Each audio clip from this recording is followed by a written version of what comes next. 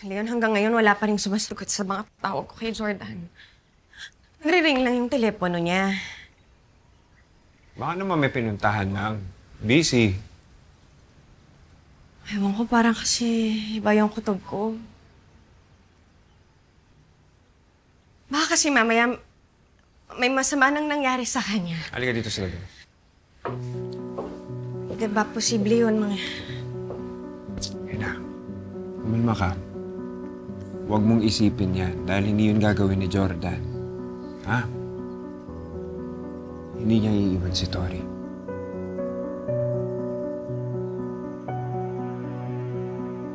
Sana nga, sana walang masamang nangyari kay Jordan. Ayos lang. Umalma ka muna. Jordan? Jordan, buksan mo yung pinto, please! Jordan, please, kausapin mo ko! Jordan! Jordan, please! Jordan! Jordan, buksan mo na yung pinto! Miss? Sinong hinahanap niyo? Si Jordan ho, yung kapatid ni Jeff, yung nakatira dito. Di ba dito siya tumutuloy? Eh, parang wala siya dyan. Paano niyo po nalaman? May pumunta din dito kahapon. Babaeng may kasamang bata at isang lalaki. Si Christy. Asawa yata siya ni Jordan. Dati yon, hindi na ngayon. Ako na yung asawa ni Jordan. Eh, bakit hindi mo alam kung nasaan yung asawa mo?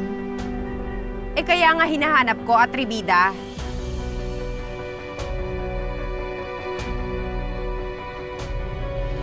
Mabuti naman at naintindihan mo ang dahilan kung bakit nag-aalala si Christy kay Jordan. Talagang lahat gagawin mo para kay Christy, ano? O meron pang ibang dahilan? Nakita ko kami ni Jordan bago siya mawala. Sinundo ko siya sa presinto. Ano nangyari? Eh, galit na galit ho siya. Gusto niyang gantihan si Alakdan sa pagpatay kay Jeff. Tanong siya ng tanong sa akin kung saan pwedeng mahanap si Alakdan. Anong sinabi mo? Sinabi ko yung totoo. Sa impormasyon na nakakuha ko na baka si Alakdan nandun sa bundok ng Imo. Doon kaya talaga nagpunta si Jordan? Alam na ba ito ni Christy?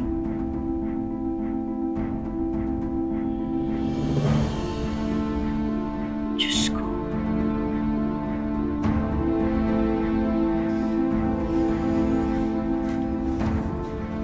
Hanggang ngayon, wala pa ring ring yung telepono ni Jordan. Hindi natin alam kung nasan siya. Baka oras na talaga na mag-file na ako ng report sa mga polis. Anak, don't you think it's too early? It's too soon. Listen to me. Baka naman gusto lang talagang mapag-isa ni Jordan. Ayaw niyang ipakita sa inyo ni Tori na nagluluksa siya. Alam mo na, may mga ganung mga lalaki. Ayaw nilang ipakita yung kahinaan nila. Kami na lang ni Tori ang pamilya ni Jordan. Sino pa tutulong o dadamay sa kanya? Kundi kami. Ang kapal ng mukha mo. Ako na ang pamilya ni Jordan. Ako na ang asawa niya, hindi ikaw. O tapos ano naman ginagawa mo ngayon dito? Paano ka nakapasok? Nasaan si Jordan? Wala dito si Jordan. Kaya umalis ka na. Hindi ako naniniwala sa inyo. Kung ayaw ninyo na iskandalo, ilapas ninyo yung asawa ko. Wala nga si Jordan, hindi ka marunong umintindi. Nagmamaang-maanga kayo? Sige.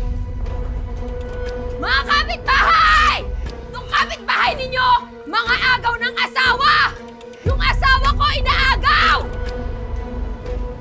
Wala ka talagang kahihiyan, no? Masahol ka pa sa kabit! Hindi ka ba titigil? Ikaw pa ang nagbabaliktad ngayon? Di ba ikaw ang una ng agaw ng asawa? Eh, binabaliktad ka nito, binibilag ka niya sa kahihiyan eh. Hayaan mo na siya. Bakit may kahihiyan ba kayo? Totoo naman yung sinasabi ko eh. Asawa ko na si Jordan tapos tinatago pa ninyo. Ba't hindi mo sabihin ngayon yung totoo, Christy? Na nakakita ka na naman ng oportunidad para pagsamantalahan yung kahinaan ni Jordan. Sasabihin niya to. Tapos ngayon gusto mo na naman siya agawin sa akin? Gagawin mo talaga lahat, no? Habang buhay ka na talagang mandarambong ng asawa.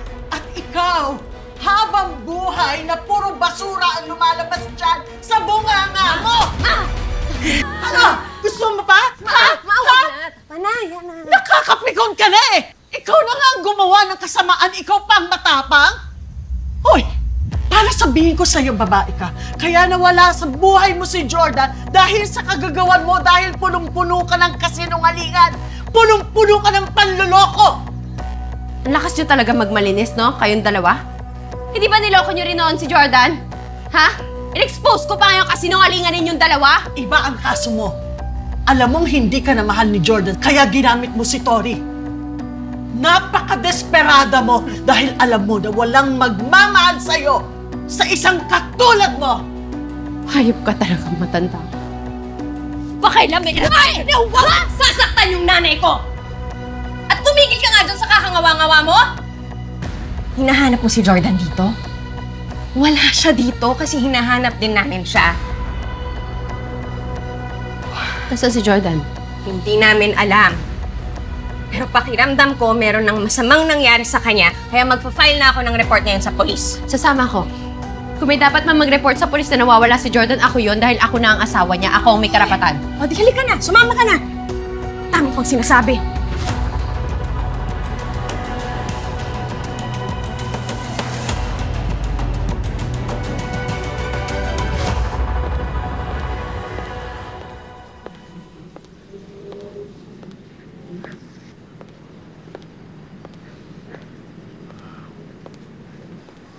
If it really bothers you,